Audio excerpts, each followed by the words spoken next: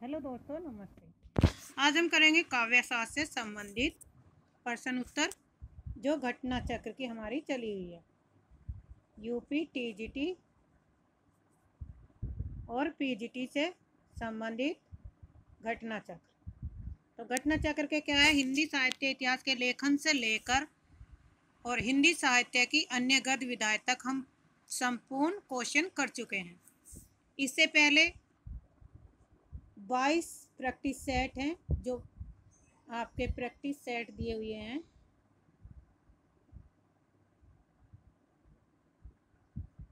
UP TGT और PGT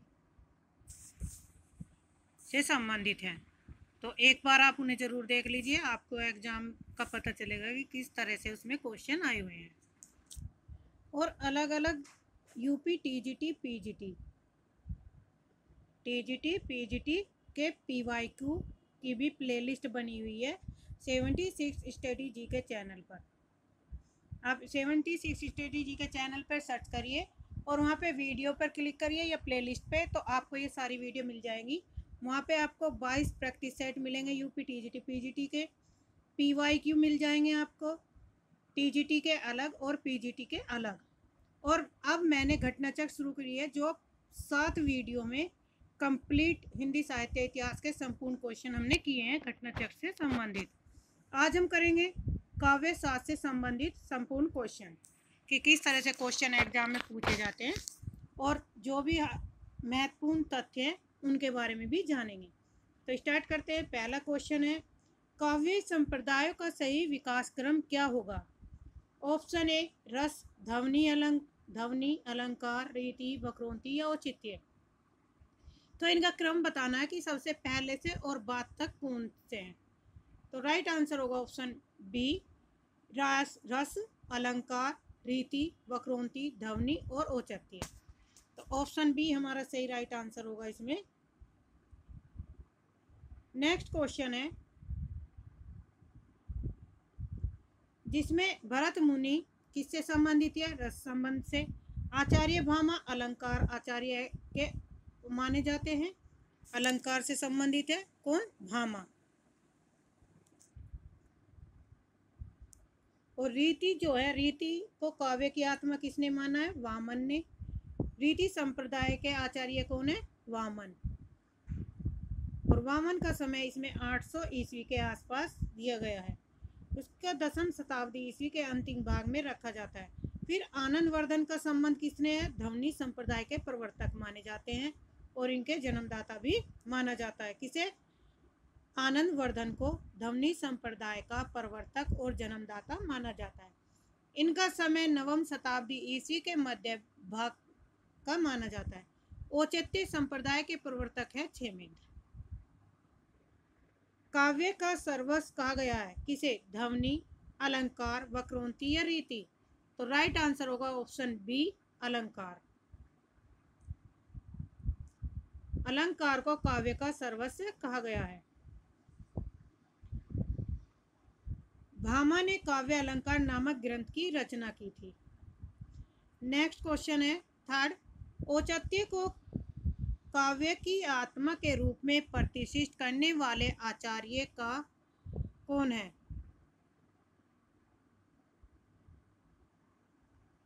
तो option A औचित्य के कौन है? आचार्य भामा, आचार्य क्षेमेन, भट्टतोट, यस डी भट्ट लोलट। तो राइट आंसर होगा ऑप्शन बी, आचार्य क्षेमेंद्र। नेक्स्ट क्वेश्चन है, यहाँ पे ये क्षेमेंद्र से संबंधित व्याख्या दी गई। वीडियो को पॉज करके आप यहाँ से अपने नोट्स बना लीजिए व्याख्या से संबंधित। जिस प्रकार आचार्य क्षेमेंद्र ने औचित्य का पर्याप्त बल दिया, औचित्य संप्रदाय के संस्थापक आचार्य क्षेमेंद्र हैं। क्षेमेंद्र ने औचित्य को इस प्रकार परिभाषित किया कि अनुरूप वस्तुओं के योग को आचार्य ने उचित माना है और उचित के भाव को ही औचित्य कहा जाता है।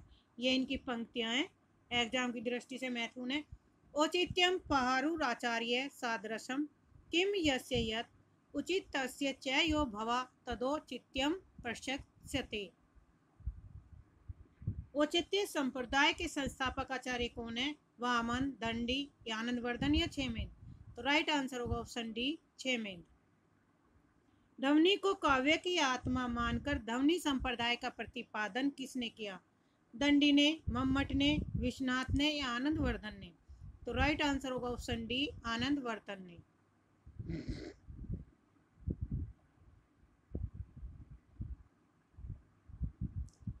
ध्वनि तत्व के विरोधी कौन कौन से आचार्य थे? तो ध्वनि तत्व विरोधी में थे श्री भट्ट, आनंदवर्धन के समकालीन थे मुकुल भट्टनायक, कुंतक, धनंजय, महिम भट्ट आदि ध्वनि विरोधी आचार्य माने जाते हैं।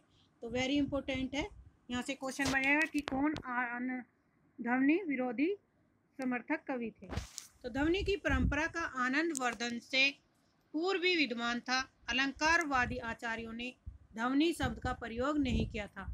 तो किन आचार्यों ने ध्वनि शब्द का प्रयोग नहीं किया? अलंकारवादी आचार्यों ने।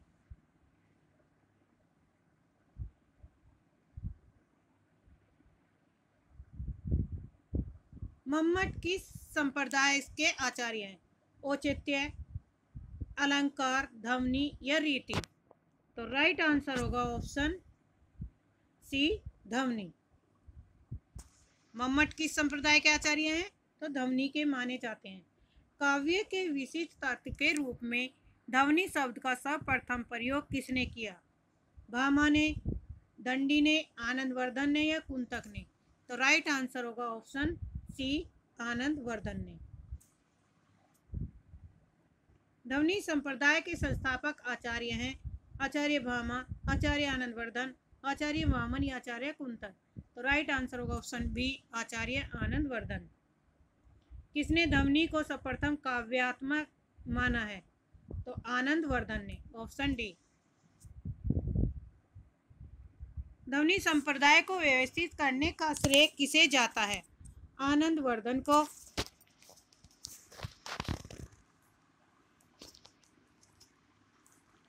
ध्वनि संप्रदाय को व्यवस्थित करने का श्रेय किसे जाता है?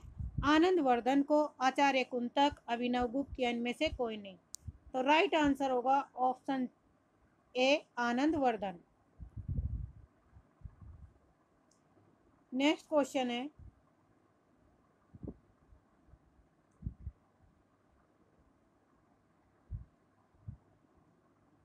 जहां शब्द प्रत्यक्ष अर्थ को त्याग कर किसी और ही अर्थ की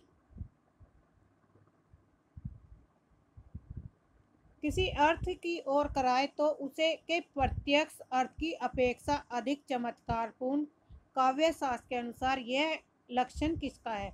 रस का, अलंकार का, ध्वनि का या इनमें से किसी का नहीं? तो राइट आंसर ऑप्शन सी, ध्वनि का।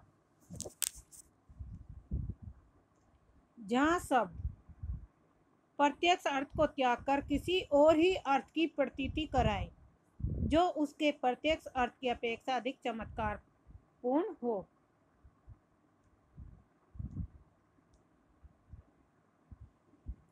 किस आचार्य ने गुणों को रस आश्रित माना है? भामा ने, दंडी ने, रुद्रट ने या आनंदवर्धन ने? तो राइट आंसर होगा ऑप्शन डी, आनंदवर्धन ने। काव्य के अर्थ वैज्ञानिक विवेचन का शुभारंभ किसने किया? वामन, महिम भट्ट, मम्मट या आनंदवर्धन? तो राइट आंसर होगा ऑप्शन ए, वामन।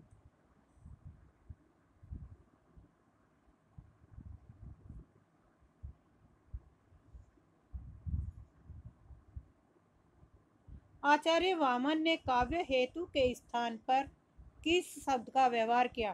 तात्पर्य का, लक्षणा, अमीधा या काव्यांग? तो राइट आंसर होगा ऑप्शन डी, काव्यांग। निम्नलिखित में से काव्य हेतु किसे नहीं माना गया? व्युत्पत्ति, प्रेरणा, अभ्यास या प्रतिभा? तो राइट आंसर होगा ऑप्शन बी, प्रेरणा। आचार्य भामा ने काव्य हेतु 3 भेद माने हैं, प्रतिभा, व्युत्पत्ति और अभ्यास। दंडी ने भी शब्द भेद से इन्हें स्वीकार किया। रुद्रट तथा कुंतक ने भामा के प्रतिभा के स्थान पर शक्ति शब्द का प्रयोग किया और राजशेखर ने शक्ति को ही मुख्य काव्य हेतु माना है। वेरी इंपॉर्टेंट फैक्ट है। विशिष्ट पद रचना किस काव्य शास्त्र संप्रदाय से संबंधित है? रंग संप्रदाय, अलंकार संप्रदाय, रीति औचित्य संप्रदाय। तो राइट आंसर होगा ऑप्शन सी, रीति संप्रदाय से संबंधित है।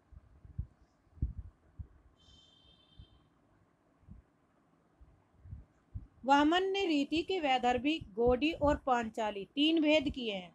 तो तीन भेद किसने माने? गोडी, पांचाली और वैदर्भी। तो ये है वामन ने।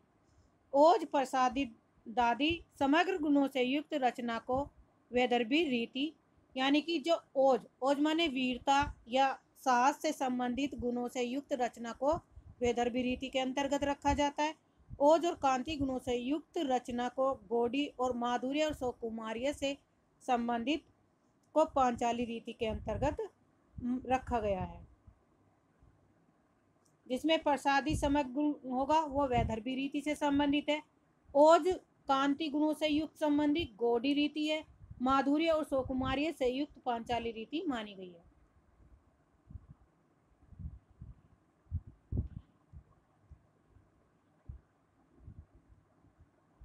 बिंब का काम है काव्य में सौंदर्य लाना, काव्य को सजीव बनाना, काव्य को छंद मुक्त करना या उपयुक्त सभी।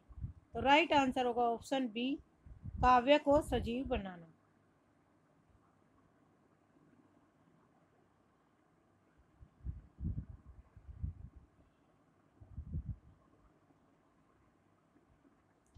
बिंब कितने प्रकार के होते हैं? तो कई प्रकार के होते हैं, जैसे दृश्य, श्रव्य, घ्राण, स्पर्श, स्वाद आदि। इंपॉर्टेंट है। निम्नलिखित में से कौन भरत मुनि के रससूत्र का एक व्याख्याकार नहीं है? भट्ट, लोलट, क्षेमेन, शंकु या अभिनव गुप्त। तो राइट आंसर होगा ऑप्शन बी, क्षेमेन।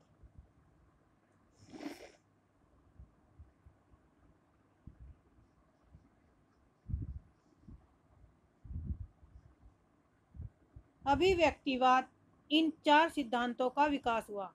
विभाव, अनिभाव तथा व्याभिचारी भाव के संयोग से रस की निष्पत्ति होती है।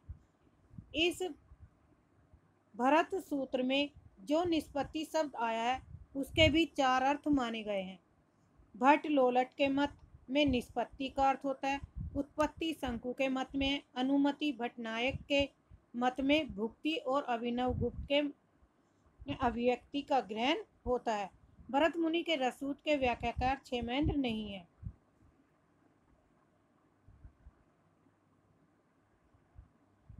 इंपॉर्टेंट तथ्य है। नाट्यशास्त्र नाट्य कला पर व्यापक ग्रंथ और टीका जिसे पंचम वेद भी कहा जाता है।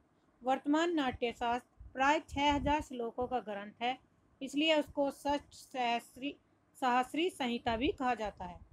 तीसरा पॉइंट है, नाट्यशास्त्र के उपलब्ध संस्करण सहस्री संहिता में 36 अध्याय हैं, जबकि निर्णय सागर द्वारा प्रकाशित प्रथम संस्करण में 37 अध्याय दिए गए हैं। वैसे नाट्यशास्त्र के प्राचीन टीकाकार आचार्य अभिनव गुप्त ने इसमें 36 अध्यायों का उल्लेख किया है। वेरी इंपॉर्टेंट है। अभिनव गुप्त ने कितने अध्यायों का उल्लेख किया है? तो 36। रस निष्पत्ति में अभिव्यक्तिवाद किसका मत है? अभिनव गुप्त, भट्टनायक, भट्ट लोलट या शंकु। तो राइट आंसर होगा ऑप्शन ए, अभिनव गुप्त। नाट्य शास्त्र के रचयिता हैं भरत मुनि, आनंदवर्धन, वामन या मम्मट। तो राइट आंसर होगा ऑप्शन ए, भरत मुनि। नाट्य शास्त्र के प्रणेता कौन है? भरत मुनि। ऑप्शन बी सही है। इनमें से भरत मुनि द्वारा विरचित ग्रंथ का नाम बताइए।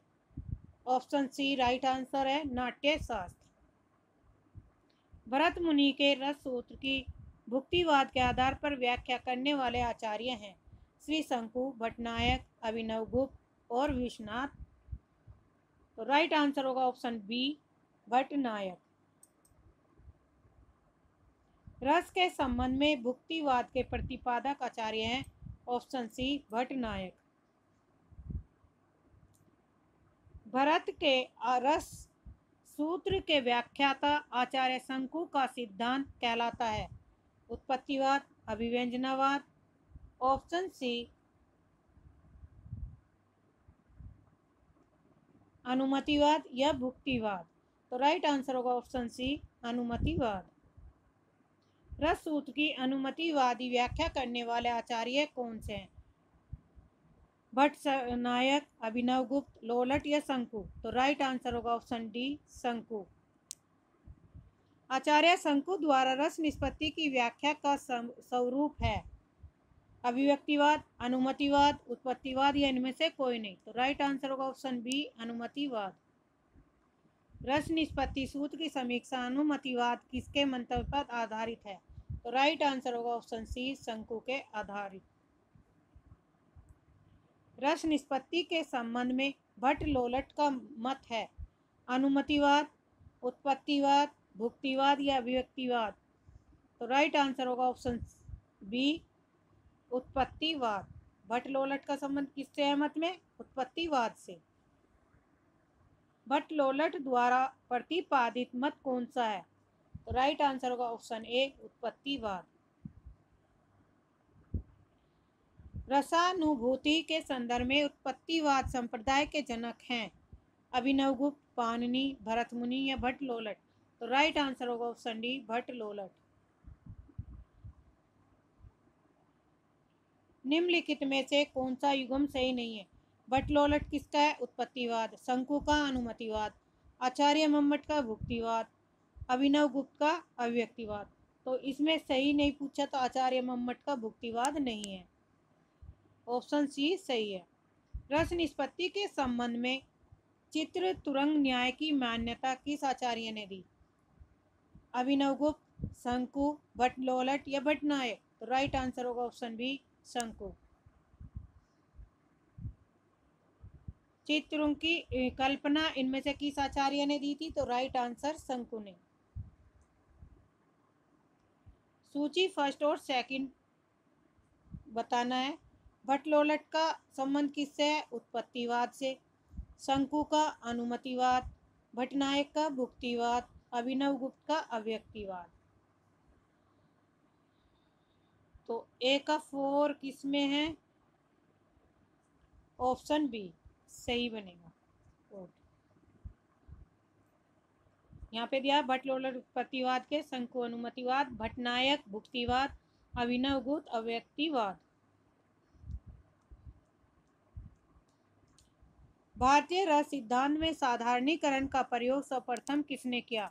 आचार्य विश्वनाथ ने, आचार्य जगन्नाथ ने, आचार्य भट्ट नायक ने या आचार्य अभिनव गुप्त ने। तो राइट आंसर होगा ऑप्शन सी आचार्य भट्ट नायक ने साधारणीकरण का सर्वप्रथम प्रयोग किया था। भट्ट नायक का भुक्तिवाद किस दर्शन पर आधारित है? मीमांसा दर्शन, न्याय दर्शन, शैव दर्शन या सांख्य दर्शन। तो राइट आंसर होगा ऑप्शन डी सांख्य दर्शन से संबंधित है। भट्ट नायक भुक्तिवाद से संबंध सांख्य दर्शन पर आधारित है। शंकु का अनुमतिवाद जो न्याय दर्शन से है। भट्ट लोलट का उत्पत्तिवाद मीमांसा दर्शन से। अभिनव गुप्त का व्यक्तिवाद शैव दर्शन पर आधारित है। महिम भट्ट द्वारा प्रतिपादित सिद्धांत है अनुमानवाद, तात्पर्यवाद, लक्षणवाद या अभिव्यंजनावाद। तो राइट आंसर होगा ऑप्शन ए अनुमानवाद।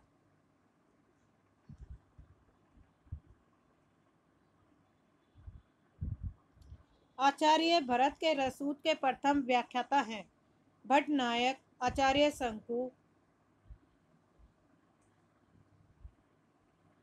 अभिनव गुप्त या आचार्य विश्वनाथ। तो राइट आंसर होगा ऑप्शन ए भट्ट लोलट।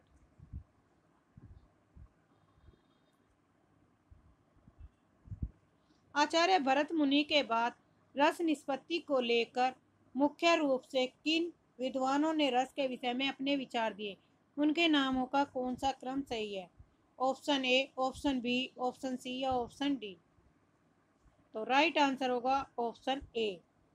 सबसे पहले भट्ट लोलट, फिर भट्ट शंकु, भट्ट नायक और अभिनव गुप्त।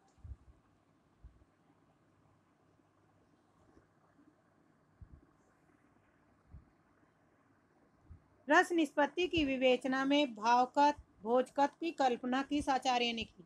भट्ट लोलट ने, भट्ट नायक, शंकु या अभिनव गुप्त? तो राइट आंसर होगा ऑप्शन बी, भट्ट नायक।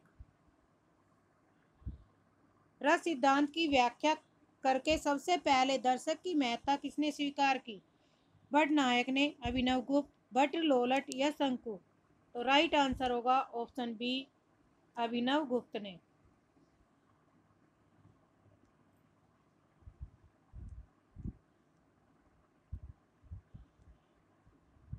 रस को नाट्य तक सीमित रखने का सर्वप्रथम विरोध किसने किया था? भामा ने, रुद्रट ने, आनंदवर्धन या अभिनव गुप्त? तो राइट आंसर होगा ऑप्शन डी, अभिनव गुप्त ने।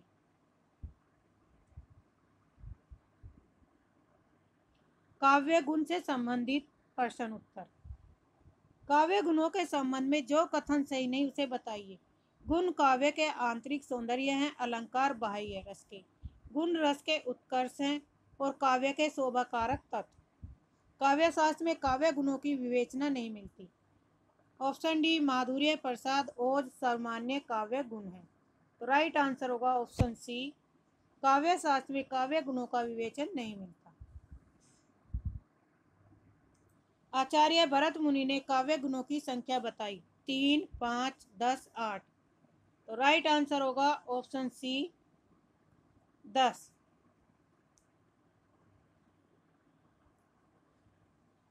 भरत मुनि ने काव्य गुणों की संख्या कितनी मानी है और किस प्रकार है? नंबर 1 सलेस, प्रसाद, समता, समाधि, माधुर्य, ओज, सौकुमार्य, अर्थव्यक्ति, उदारता और? तो ये 10 काव्य गुण माने हैं। अब है आचार्य भरत मुनि के अनुसार काव्य दोष भी 10 ही माने हैं। गुणार्थ, अर्थार्थ, अर्थहीन, भिन्नार्थ, एकार्थ, अभिलुप्तार्थ, न्यायोपेत, विषम, विसंधि और शब्दम। वामन ने गुणों को काव्य का नित्य धर्म मानकर अलंकारों में से किया है। आनंदवर्धन ने गुणों को रस का अंग माना है और इन्होंने 3 प्रकार के माने, ओज, प्रसाद, माधुर्य। तो आनंदवर्धन ने कितने काव्य गुण माने हैं? 3, ओज, प्रसाद और माधुर्य। देव और भिखारी ने गुणों की संख्या भी 10 मानी है। इनके नोट्स बना लीजिए जिससे आपको रिवीजन करने में हेल्प होगी। इनमें से किस आचार्य ने काव्य गुणों की संख्या 10 मानी है? तो राइट आंसर होगा ऑप्शन डी, भरत मुनि ने। आचार्य भरत मुनि के अनुसार गुण कितने होते हैं? 10। कितने गुणों की संख्या? 10। ये क्वेश्चन रिपीट हो रहे। आचार्य मम्मट ने काव्य गुण कितने माने? 10, 3, 15, 8? तो राइट आंसर होगा ऑप्शन बी, 3।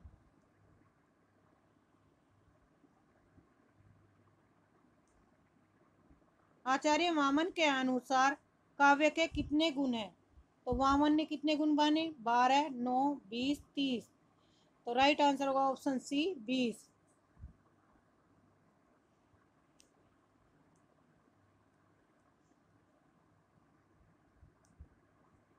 सही युगम चिन्हित कीजिए। वैदर्भी माधुर्य, गोडी माधुर्य, पांचाली ओज, गोडी प्रसाद? तो सही जो है ऑप्शन ए सही है, वैदर्भी माधुर्य से संबंधित है। वैदर्भी के संबंध में आचार्य विश्वनाथ के कथन है। ये दिए गई पंक्ति।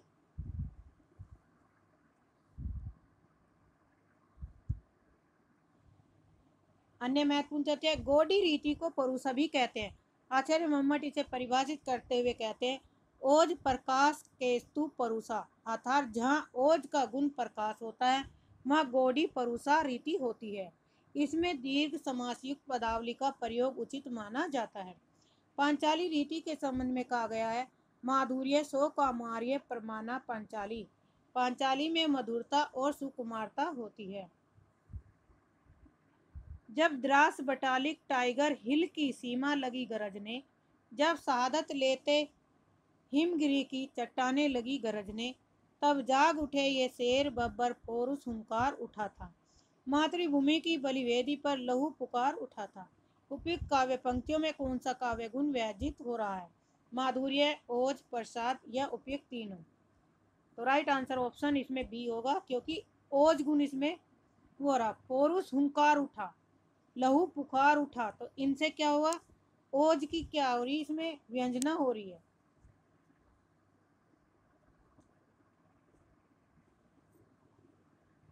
काव्य का वह गुण जो चित्त में तेज और स्फूर्ति का संचार करता है, कौन सा गुण कहलाता है, ओज, माधुर्य, प्रसाद या इनमें से कोई नहीं। तो राइट आंसर होगा ऑप्शन ए, ओज गुण। तेज और स्फूर्ति का संचार कौन सा गुण करता है, ओज गुण। वीर रस प्रधान रचना में कौन सा गुण प्रधान होता है, ओज, प्रसाद, माधुर्य या सभी। तो राइट आंसर होगा ऑप्शन ए, ओज। चिक करई मरकट भालू, छलबल करई जई खल छीजई, पंक्ति में कौन सा काव्य गुण है, ऑप्शन ए प्रसाद, ऑप्शन बी ओज, ऑप्शन सी माधुर्य, ऑप्शन डी उपयुक्त में से कोई नहीं। तो राइट आंसर होगा ऑप्शन बी, ओज।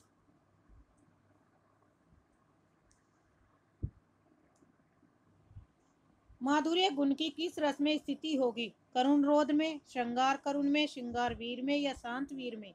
तो राइट आंसर होगा ऑप्शन बी, श्रृंगार करुण में।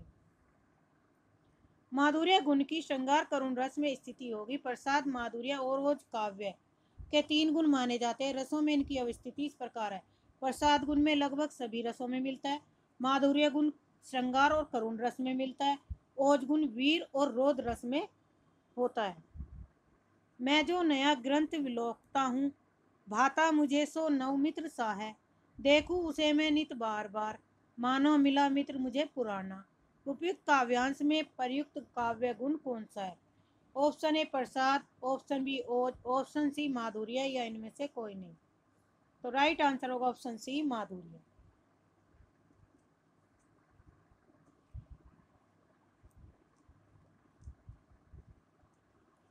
उपयुक्त काव्यांश में माधुर्य और काव्य गुण प्रयुक्त हुआ है, जैसे द्रव्य चित जाके सुनत अति आनंद प्रधान, सु है मधुरता, रसुन क्रम प्रथम सरस की आन।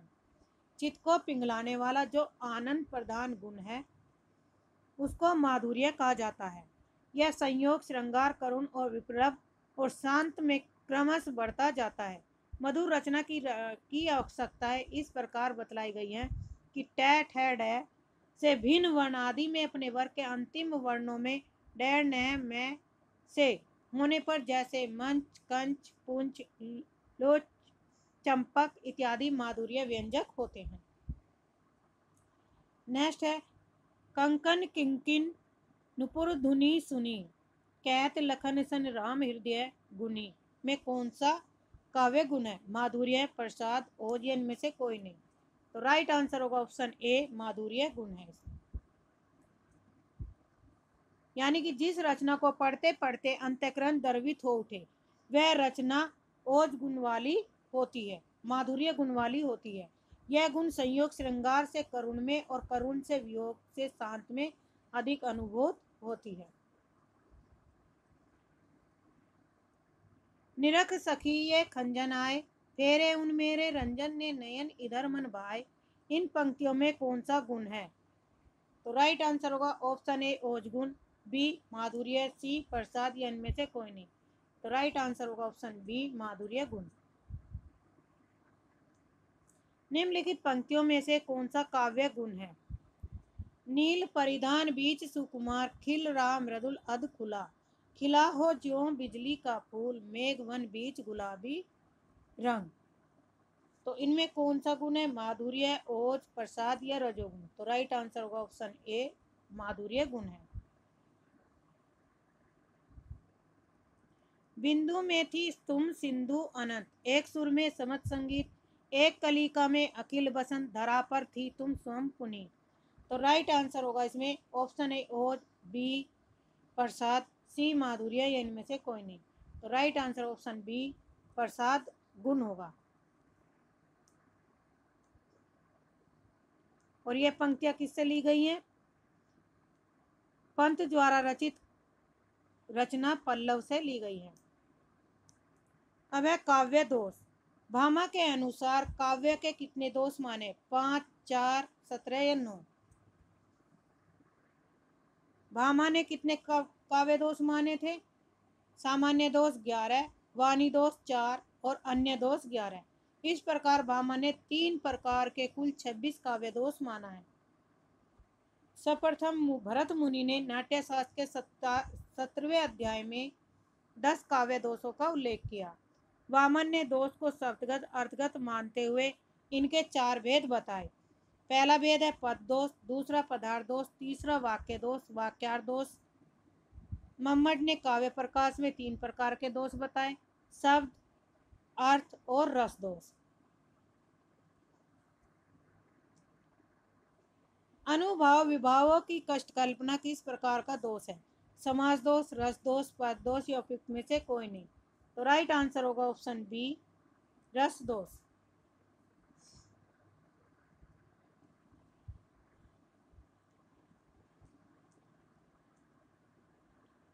लोक नियम की अवहेलना में कौन सा काव्य दोष होता है? दुष्कर्मत्व, चित्त संस्कारत्व, अप्रयुक्त और ग्रामत्व। तो राइट आंसर होगा ऑप्शन ए, दुष्कर्मत्व। व्याकरण विरुद्ध प्रयोग किस दोष के अंतर्गत आता है? Option A, option B, option C या ऑप्शन डी। तो राइट आंसर होगा ऑप्शन ए। पांडव की प्रतिमा समलेखो, अर्जुन भीम महामती देखो। इनमें काव्य में कौन सा दोष है? शब्द दोष, रस दोष, अर्थ दोष या कोई नहीं। राइट आंसर होगा ऑप्शन डी, इनमें से कोई नहीं। कंकन कवनित रनित नुपुर थे, हिलते थे छाती पर हार, मुखरित था कलरव गीतों में स्वर, लैका होता अभिसार, बिछड़े तेरे सब आलिंगन, पुलक स्पर्श का पता नहीं, मधुमेह चुम्बन कतराते आए, आज ने मुख को सता रही। उपयुक्त काव्य पंक्तियों में कौन सा काव्य दोष लक्षित हो रहा है?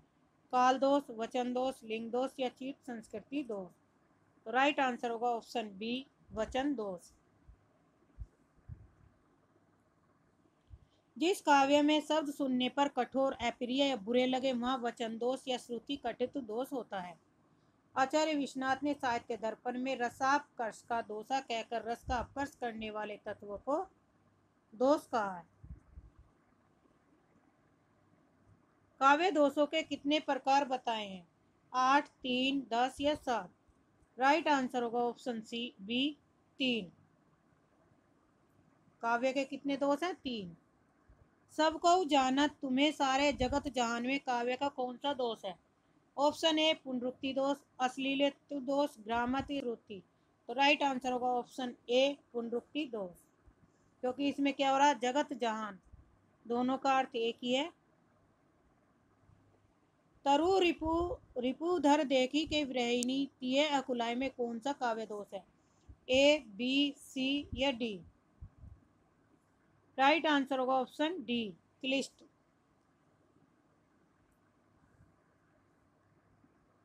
क्लिष्ट का अर्थ क्या होता है? कठिनाई से। सुंदर है, वियग है, सुमन है, सुंदर, मानव तुम सबसे सुंदरतम में कौन सा काव्य दोष है? अधिक पदत, अप्रतीत, दुष्कर्मत, क्लिष्ट। राइट आंसर होगा ऑप्शन ए, अधिक पदत।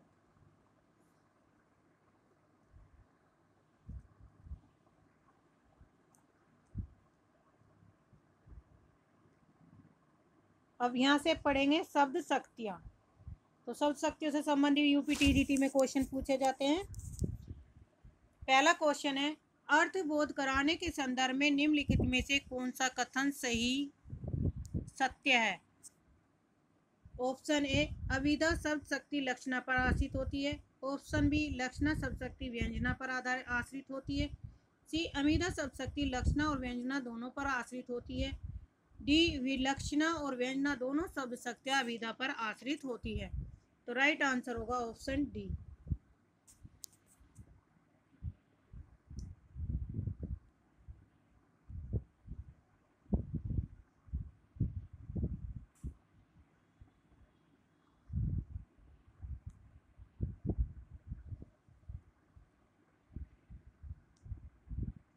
इनमें से कौन शब्द शक्ति का भेद नहीं है? तो शब्द शक्ति हमारी कितने प्रकार की होती है? 3 प्रकार की। कौन कौन सी? अमीधा, अभिधा, लक्षणा और व्यंजना। 3 प्रकार के, तो मैं तीनों में से बतानी कौन सी नहीं है। तो ऑप्शन बी श्रोता, अभिधा और लक्षणा। तो राइट आंसर होगा ऑप्शन बी नहीं है, बाकी तीनों हैं। शब्द शक्ति के कितने भेद होते हैं? तो राइट आंसर होगा ऑप्शन डी 3। शब्द के अर्थ बोधक आधार को क्या कहते हैं? शब्दार्थ, शब्दयोग, शब्द शक्ति या शब्द मूल। तो राइट आंसर होगा ऑप्शन सी शब्द शक्ति। मुख्यार्थ बाधा किस शब्द शक्ति का लक्षण है? जो मुख्यार्थ में बाधा डालते हैं तो उसमें कौन सी शब्द शक्ति की होती है? अभिधा, लक्षणा, व्यंजना या किसी का नहीं। तो राइट आंसर होगा ऑप्शन बी लक्षणा। अमिधा उत्तम काव्य है, मध्य लक्षणालीन, अधम व्यंजना रस विरस, उल्टी कैत नवीन। यह मान्यता निम्नलिखित में किसकी है? मतीराम, भिकारीदास, कुलपति मिश्र या देव। तो राइट आंसर होगा ऑप्शन डी देव।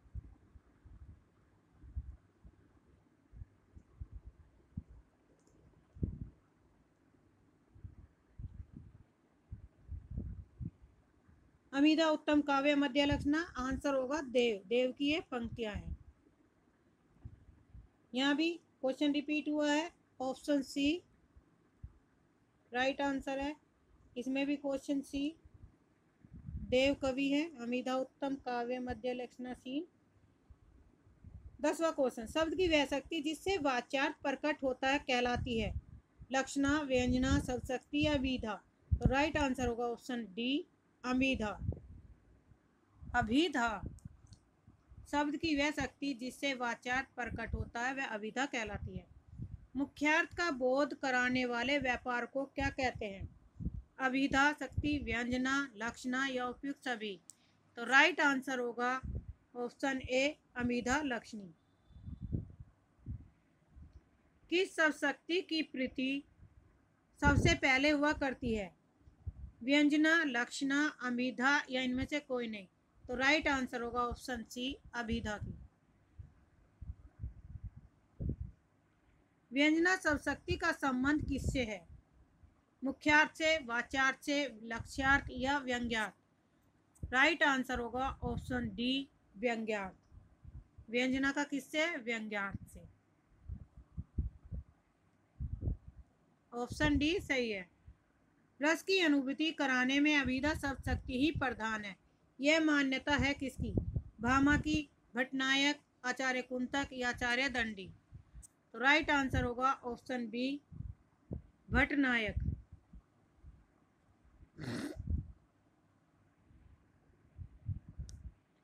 सिंधु सेज पर धरा वधु अब तनिक संकुचित बैठी सी।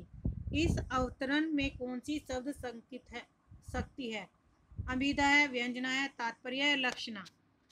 तो राइट आंसर है ऑप्शन बी व्यंजना है। कैसी बैठी है? संकुचित, शंका से ग्रसित। जब अर्थ का ग्रहण अभिधा से न हो किंतु उससे संबंध हो तो अर्थ ग्रहण कराने वाली शब्द शक्ति को क्या कहेंगे? व्यंजना, ध्वनि, लक्षणा, अभिधा, मूला। तो राइट आंसर होगा ऑप्शन सी लक्षणा।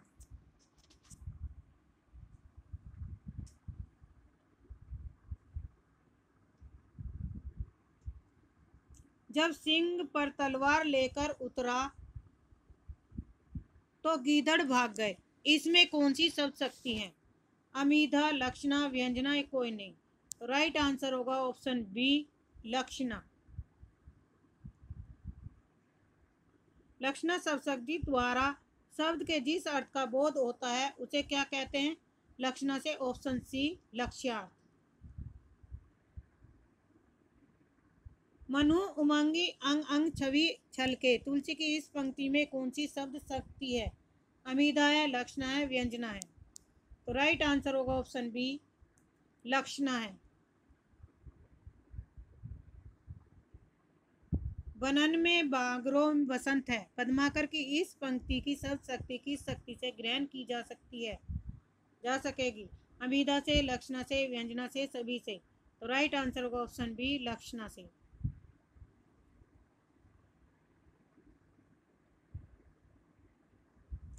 प्रयोजनवती लक्षणा के भेद हैं।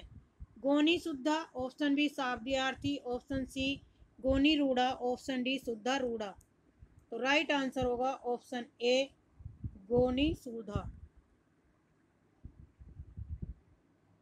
प्रयोजनवती लक्षणा का भेद नहीं है। रूढ़ा, सरोपा, गौड़ी या शुद्धा तीनों है, लेकिन ऑप्शन ए रूढ़ा नहीं है।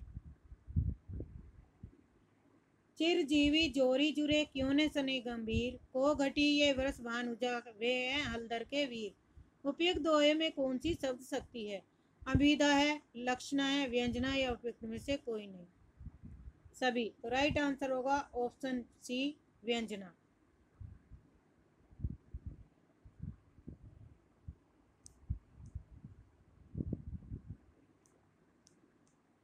चिरजीवे जोरी जुरे में कौन सी व्यंजना है? अभिधा है, लक्षणा, व्यंजना, इनमें से कोई नहीं। तो राइट आंसर होगा ऑप्शन सी व्यंजना है। को घटी के वर्ष भानुजा वे हलदर के वीर में कौन सी व्यंजना है? ऑप्शन ए शाब्दी व्यंजना, आर्थी व्यंजना, रस व्यंजना, इनमें से कोई नहीं। तो इसमें होगा शाब्दी व्यंजना। बांधा था विधु को किसने, इन काली जंजीरों से परमाद किस पंक्ति का अर्थ किस सब शक्ति से ग्रहण होता? अमीधा से, लक्षणा से, व्यंजना से, इन सभी से। राइट आंसर होगा ऑप्शन बी लक्षणा से। औचित्य के आधार पर होता है सामर्थ्य निर्णय, समनिधि निर्णय, अर्थ निर्णय, उपयुक्त सभी। तो राइट आंसर होगा ऑप्शन सी अर्थ निर्णय।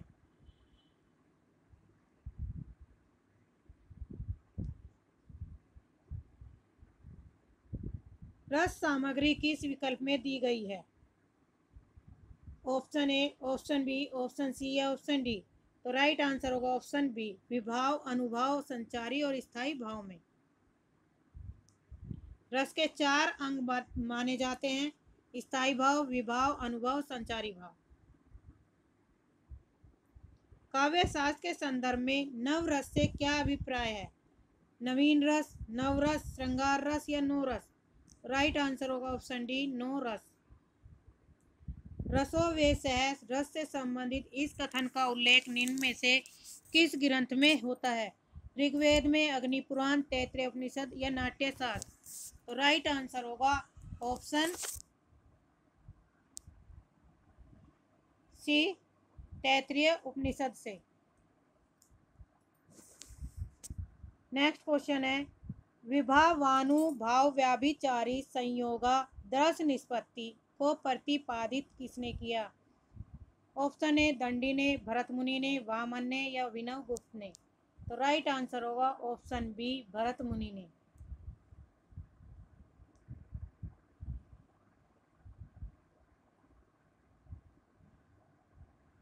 अब यहाँ पे ये रस से संबंधित क्वेश्चन चल रहे हैं। टॉपिक हमारा रस।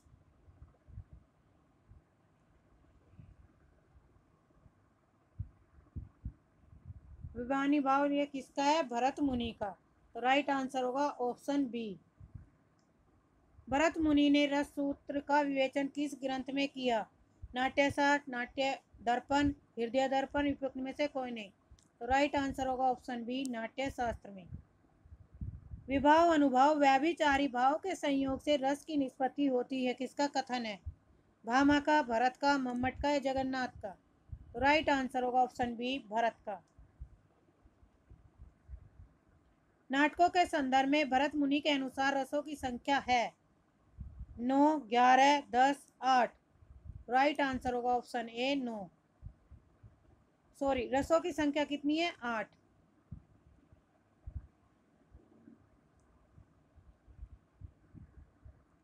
रस की संख्या 8 किसने मानी है?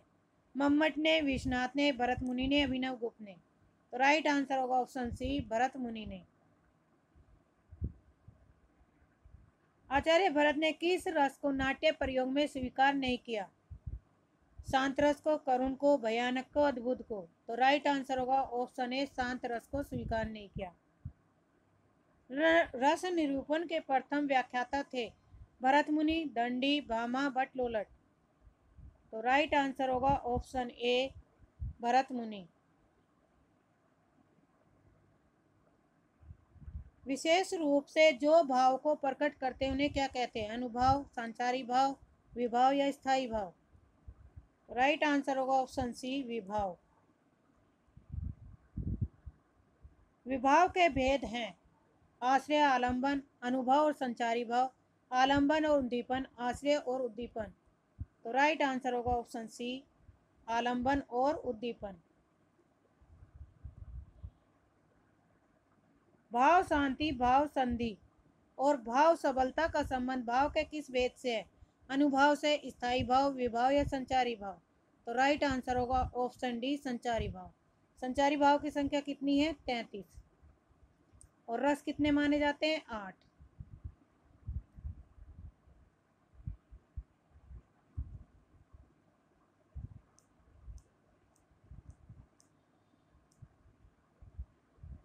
वाणी और अंगों के अभिनय द्वारा जो प्रकट होते हैं उन्हें क्या कहते हैं? संचारी भाव, विभाव, अनुभव या भाव? तो राइट आंसर होगा ऑप्शन सी अनुभव।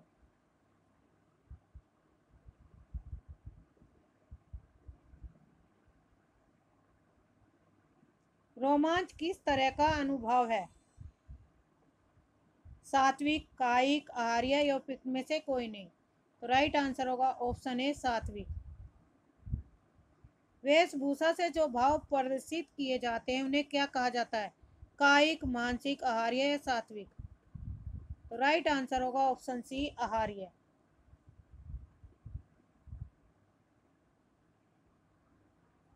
व्यक्तु कैसा अनुभव है? आंगिक, वाचिक, सात्विक या बौद्धिक? तो राइट आंसर होगा ऑप्शन सी सात्विक। आलंबन और उद्दीपन विभाव के कारण उत्पन्न भाव को भार प्रकाशित करने वाले कार्य कहलाते हैं। विभाव, अनुभाव, संचारी भाव या स्थायी भाव? राइट आंसर होगा ऑप्शन बी अनुभाव। अनुभाव के कितने भेद होते हैं? 2, 3, 4 या 6?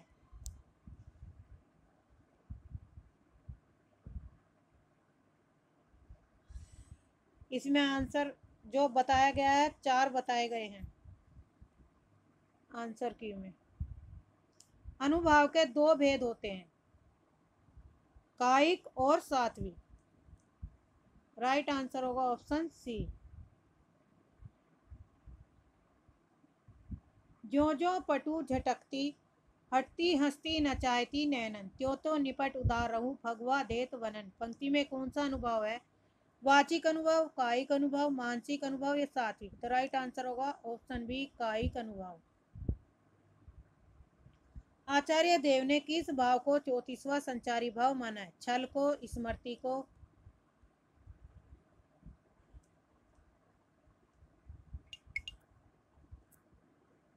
पुलक को या रोमांच को? तो 34वां कौन सा माना है? छल को। किसने माना छल को? देव ने। ऑप्शन ए सही।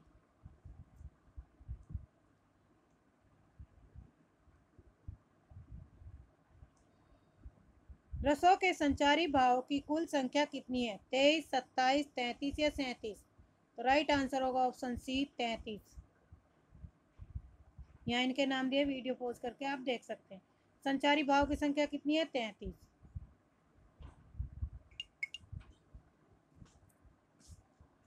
निम्न में से कौन सा संचारी भाव नहीं है? ऑप्शन ए रोमांच, ऑप्शन बी हर्ष, ऑप्शन सी गर्व या उन्माद? तो राइट आंसर होगा ऑप्शन ए रोमांच।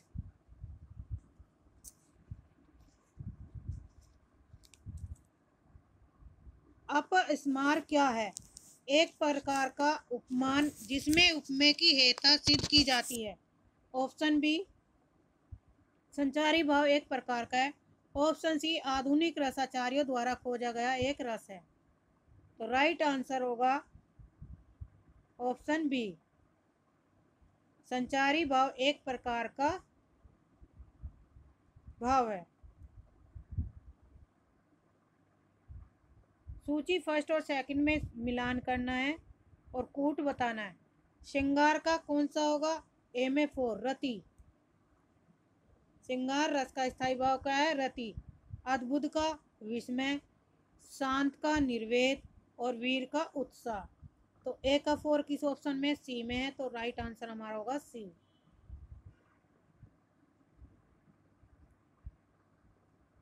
सूची फर्स्ट और सेकंड बतानी। अद्भुत किसका है?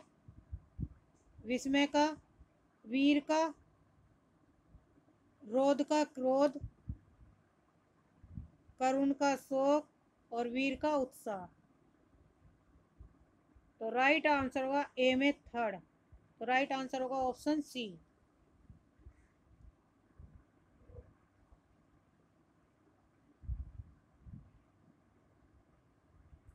यहाँ पे दिए गए हैं, निम्न में से कौन सा सुमेलित नहीं है?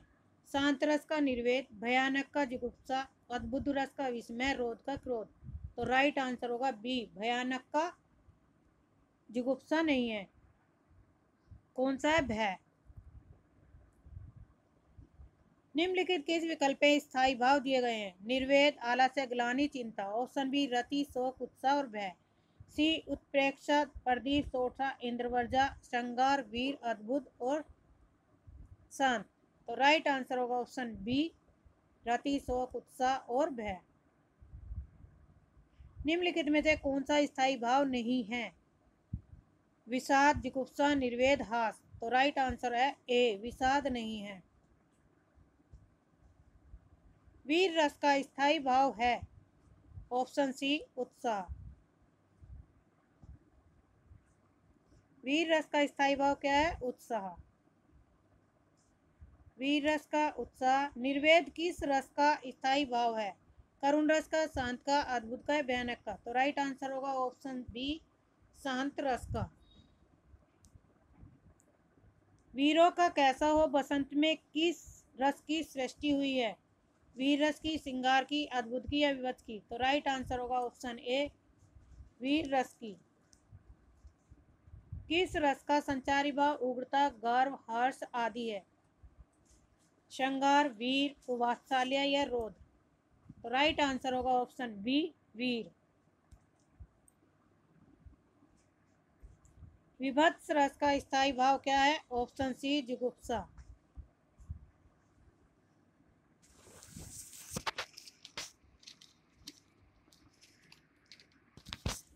नेक्स्ट क्वेश्चन है,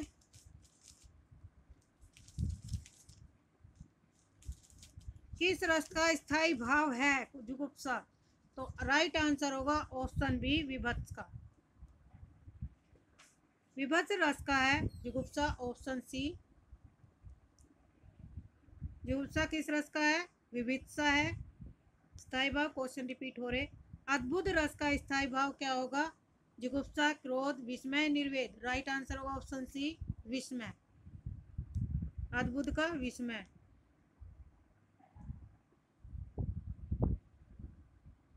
शांत रस का स्थायी भाव क्या होगा? रति, शोक, निर्वेद, विस्मय। तो राइट आंसर होगा निर्वेद। निर्वेद का शांत रस। राम को रूप निहारती जानकी कंकन के नग की परिछाई। उपयुक्त पंक्ति में कौन सा रस है? हास्य, करुण, शांत या श्रृंगार। तो राइट आंसर होगा ऑप्शन डी, श्रृंगार। तुलसी रघुवीर प्रियाश्रम जानिए, बैठी विलम लो कंटन काढ़े। जानकी नहा को ने लखियो पुलकी तना, वारी विलोचन बाड़े में कौन सा रस है? तो राइट आंसर होगा ऑप्शन बी, श्रृंगार रस। श्रृंगार रस का स्थायी भाव है शोक, रति, हास या उत्साह। तो राइट आंसर होगा रति। श्रृंगार का स्थायी भाव रति। मेरे तो गिरधर गोपाल दूसरा ने कोई, जाके सिर पर मोर मुकुट मेरो पति सोए। उपयुक्त पंक्ति में कौन सा रस है? श्रृंगार रस, हास्य रस, करुण रस या शांत रस। तो राइट आंसर होगा श्रृंगार रस। विप्लव श्रृंगार में वियोग की कितनी दशाएं मानी गई है? 10, 12, 14 या 16। तो राइट आंसर होगा ऑप्शन ए, 10। विप्लव श्रृंगार में वियोग की 10 दशाएं मानी जाती हैं, जो इस प्रकार है। अभिलाषा, चिंता, गुणकथन, स्मृति, उद्वेग, प्रलाप, उन्माद, व्याधि, जड़ता और मरण। किस रस को रसराज की संज्ञा दी गई है? करुण, वात्सल्य, श्रृंगार या रोध? तो राइट आंसर होगा श्रृंगार। किस रस का संचारी उद्दीपन विभाव, बादल की घटाएं, कोयल का बोलना, बसंत ऋतु आदि होते हैं? श्रृंगार, वात्सल्य, अद्भुत या संग? तो राइट आंसर होगा ऑप्शन ए श्रृंगार।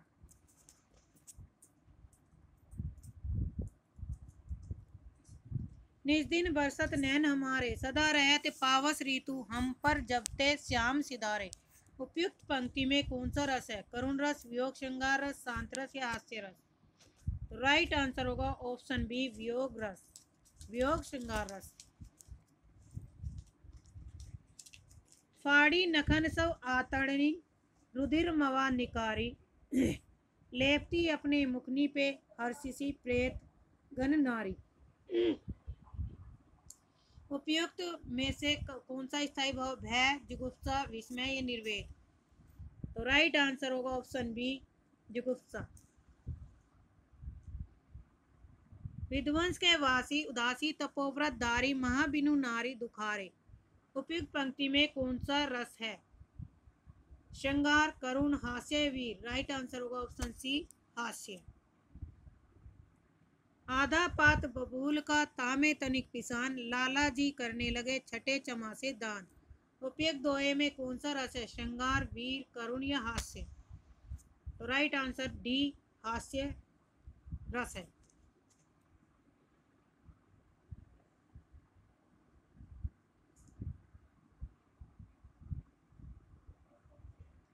जो तुम्हार अनुशासन पावो, कंदुक इव ब्रह्मांड उठावो, कांचो घट सम डारो फोरी, रोको मेरु मुलक जिमि तोरी। उपयुक्त पंक्तियों में कौन सा रस है? वीर रस, रोध रस, हास्य रस या अद्भुत रस? तो राइट आंसर होगा ऑप्शन बी रोध रस।